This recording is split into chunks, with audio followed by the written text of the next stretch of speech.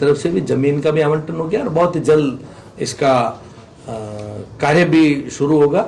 मैं बताना चाहूँगा आपको, हमारे मीडिया के सभी साथियों को, जिस दिन हमारे मोदी जी ने 2014 में प्रथम बार प्रधानमंत्री का दायित्व लिया, उस दिन देश के अंदर मात्र 74 हवाई अड्डे हुआ करते थे। आज जिसकी संख्या 170 हो चुकी है और विकसित भारत की जो एक परिकल्पना, जो एक हमारा सपना मोदी जी ने संजोया है हमारे पूरे देशवासियों के लिए, 2047 तक लगभग 800 से 900 एयरपोर्ट, मेरे को लगता है कि छोटे छोटे जिलों के अंदर, ढाणियों में, पता नहीं कहाँ कहाँ पर हवाई अड्डे बनने जा रहे हैं। तो ये आने वाले समय में आपको और हमको वक्त बताएगा। मैं राजस्थान की चर्चा करूंगा तो एक कालखंड रहा है जब यदि आपको और हमारे बच्चों को कहीं पर पायलट बनाने के लिए अगर विचार करना पड़ता तो हमको सोचना, देखना, ढूंढना पड़ता था कि कहां पर हमारे बच्चे को पायलट बनाया जाए। लेकिन अब कहीं पर भी उसको ढूंढने की जरूरत नहीं है।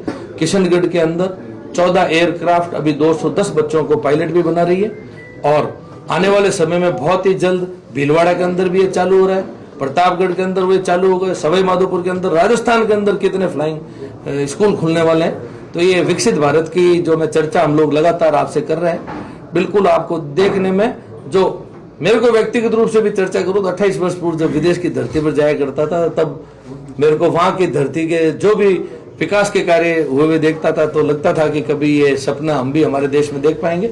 आज सपना नहीं, आज हकीकत हम उसको एकदम हूबहू देख पा रहे हैं। रिफाइनरी को लेकर डेट पे डेट आगे बढ़ती जा रही, दिसंबर के अंदर होने वाली थी, अब आगे देखिए अब वो इंतजार की घड़ियां एकदम खत्म हो चुकी है।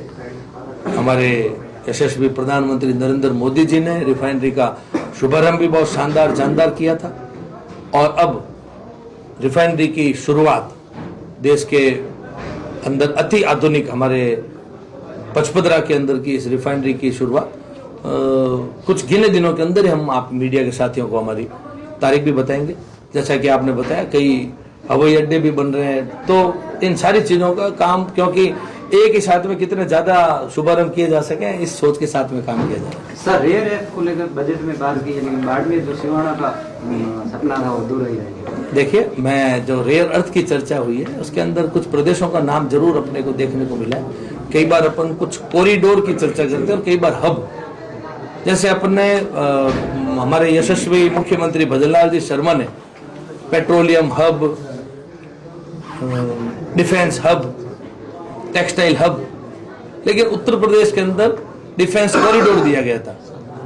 लेकिन उस कॉरिडोर की तुलना में नहीं, लेकिन राजस्थान के अंदर रेयर अर्थ के ऊपर और दूसरे भी अन्य खनिजों के अंदर बहुत बड़ा काम चल रहा है। आने वाले समय में जब सही समय आएगा, आपको हम समय समय पर अलग अलग दिशा की खुशखबरियां देते रहेंगे।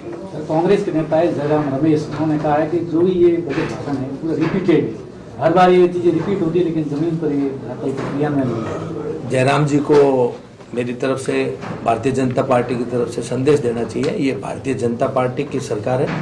ये राजस्थान प्रदेश के उन मुख्यमंत्री जी का बजट नहीं है जो पिछले वर्ष का बजट ही वापस खोल करके पढ़ लिया था, फिर सॉरी बोल करके वापस नया बजट ला करके पढ़ा गया।